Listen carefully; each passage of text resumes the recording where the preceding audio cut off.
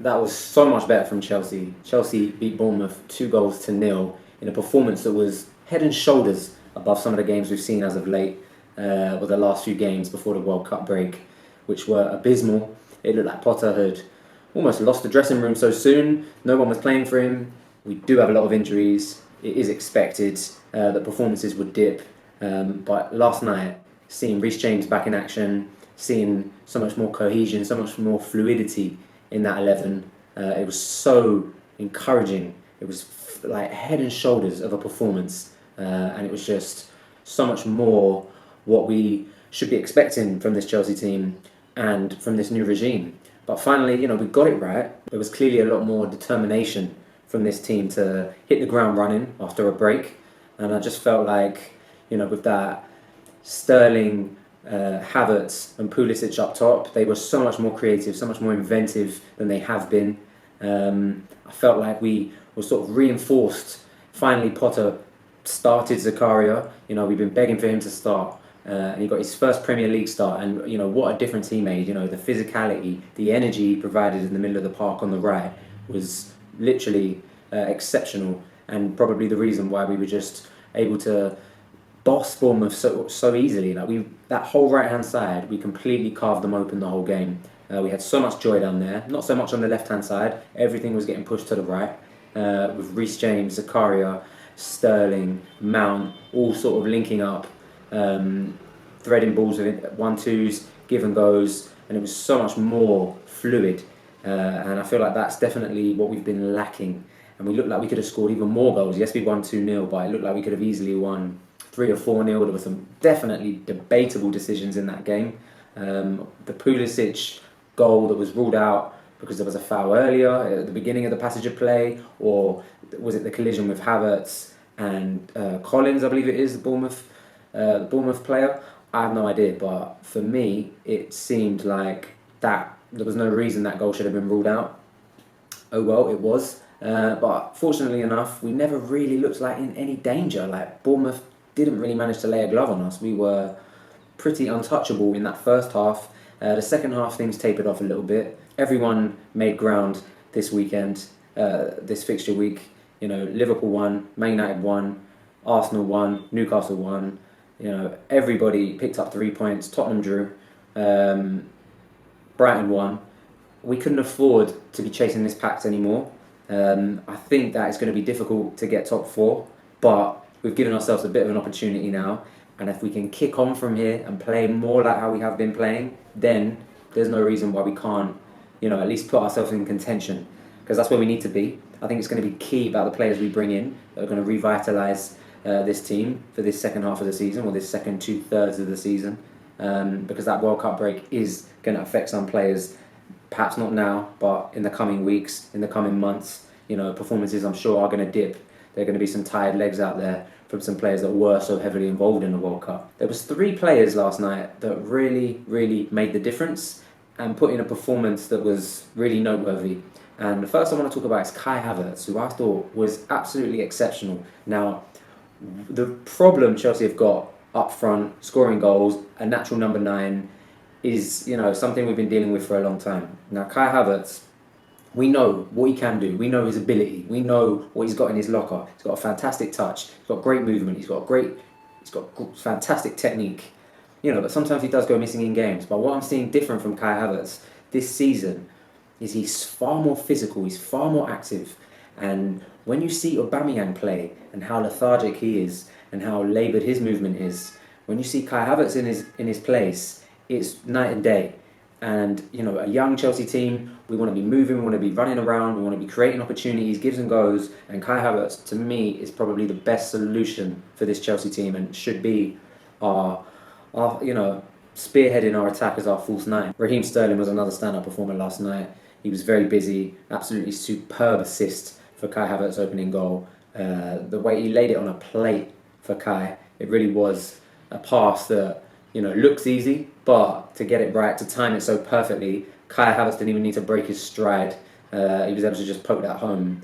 And I thought Sterling was very busy, was very inventive last night. And the last player for me, who I think was definitely key to our win yesterday, was Mason Mount, of course. What a fantastic goal he scored. You see it from multiple camera angles, the way the ball curved out and then back in through the defence. Fantastic goal. I mean, that is like trademark Mason Mount whip. Like, you know, I've seen him do that on so many times. I've seen him do it in like training videos. Like, he's got that in his locker. And it was really a game where even if he hadn't have scored that goal, he was so involved, he was so lively, pressing, running around, being a busybody as he usually is. And he was just back to his usual self. I mean, people say he had a bit of a mixed World Cup. I think it was a bit harsh. I think there was a big call for Foden to play, of course.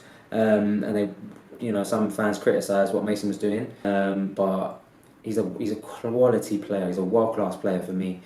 And that goal was just, you know, epitomised what Mason Mount is capable of, because that is a difficult goal to score, considering how many bodies were in front of him and how he was able to just whip it round. You just knew as soon as Havertz laid that ball off to him, he was going to do something with it. So I was delighted that he bagged that goal, and he was key last night. He really was a big part of why we won that game and why we were so dominant. And there are a few other players that I think were the reason why we were dominant, and perhaps I would have highlighted them first had they not come off. But of course, Reece James, I mean, having him right back, bombing forward, running back, you know, strong arming everyone that gets near him, it's just like, it's a cheat code. He is a cheat code. And, you know, you think he's come straight back off an injury and plays, he didn't even get out of second gear, and he's head and shoulders above everyone. And for me, he would definitely been, you know, a man of the match had he not come off injured. Now, this is worrying news. You know, no one wants to see someone come back from an injury and pick up an injury again. You start to think, was that injury ever fully rehabilitated? Did they recover enough? And it is worrying. It didn't look too serious. You could tell he was clearly upset. You know, he wasn't distraught. He wasn't in agony and in pain. He walked off. You know, Potter refused to give any information on that. Of course, he doesn't know. I'm sure no one knows. We'll find out later today when he has a scan. But it is annoying if he wasn't entirely ready. You see so many players have come back after the World Cup and have been thrown straight back in, and you think, well, there was no reason why Reece James couldn't do that. But if it was too soon, then questions will be asked, eyebrows will be raised, because, you know, this is probably the most important man in our squad. He is the reason why we look better, why we play better. And if we've rushed him back, then that was the wrong move, entirely. You know, I want a Reece James that's going to last the whole season. I don't want him back for a game here, a game there, because when he plays, we pick up points, we look better, we've got a calmness, and he sweeps up everything on that right-hand side. And then another player who I thought really deserved a bit of the spotlight was Denis Zakaria. Now, his performance tapered off a bit at the end, but while he was on the pitch, majority of the time, he was excellent. You know, last-ditch tackles, putting his body around, strong-arming people, and this is what we've been needing. We need some physicality in that midfield. I've been screaming for it. You know, if Loftus-Cheek is not available, Zakaria needs to play. We need someone with that presence in the middle of the park. He literally was everywhere. He bossed it, and, you know, he made a few careless passes here and there, as did a few other Chelsea players, so it wasn't anything out of the ordinary, but I thought he was brilliant. And considering such a hard time he's been given, he's barely been given any minutes, and to come in there on his first Premier League start and put in a performance like that, you could see that the crowd were really behind him. Anything he did right, anytime he got on the ball, you could hear like a cheer, you know, which is great. You know, I think he needs to be encouraged. He needs to feel like he's wanted, considering the club have, you know, dismissed him for so long. And I really hope that Potter decides to play him now. I have no idea why he was just on the bench getting ring rust. I don't understand what the reason was behind that. There were so many games where we literally were short in that department. You know, where maybe Gallagher stepped in, where we played, you know, with Jorginho and Kovacic, and we needed someone with a bit of presence in there, and he wasn't selected. Baffles me. It's baffling me to this day, especially when he puts in a performance like that. And I think he's a quality player. He needs to be playing more. You know, he's inventive. He's as good going up front, going up forward, than he is going back. He's literally got so many tools in his locker, and they need to be utilised. So hopefully he's going to get more minutes. But I thought he definitely deserved an honourable mention for one of the key players in last night's performance. Now, although we beat Bournemouth 2-0, and the performances was very encouraging, we need to think about what this really means. Bournemouth team that's come up from the Championship, great team, playing well. However, this is a team we should be beating anyway, in good form or in bad form. So it's not too reflective of the direction Chelsea are going in. I'm hoping it is a sign of better things to come, but putting it into perspective, this is a game we should be winning. The next game against Nottingham Forest is also a game we should be winning. We should be bossing. But don't want to be too doom and gloom. We're looking at the positives. We've picked up 3 points. We've beat Bournemouth comfortably. So hopefully we kick on from here. Guys, let me know what you think about last night's performance. Was it what you expected? Do you think there are still cracks in what's happening at Chelsea at the moment? What do we need? What are we screaming for at the moment? And let's hope that Reece James makes a speedy recovery, because to me that is integral.